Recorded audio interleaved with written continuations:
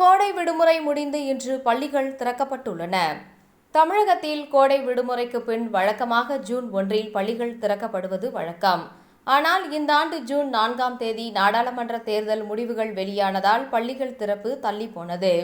மேலும் தமிழகத்தின் வடக்கு மாவட்டங்களில் வெயிலின் தாக்கம் அதிகரித்து இருந்ததாலும் ஜூன் 10ஆம் தேதி பள்ளிகள் திறக்கப்படும் என பள்ளி கல்வித்துறை அறிவித்திருந்தது.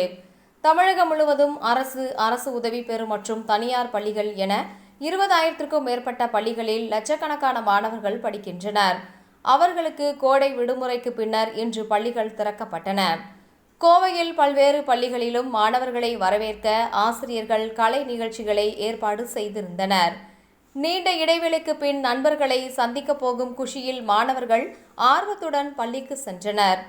திருச்சி சாலை புனித பிரான்சிஸ் பள்ளியில் மாணவிகள் வரவேற்க சக மாணவிகள் பூக்கள் போல உடை அணிந்து இனிப்புகளை வழங்கி உற்சாகப்படுத்தினர். சில பள்ளிகளில் ஆசிரியர்கள் மேள தாளம் வாசித்தும் பாடல்கள் பாடியும் மாணவர்களை வரவேற்றனர். இத்தகைய சிவப்பு கம்பள வரவேற்பால் மாணவர்கள் குஷியடைந்துள்ளனர்.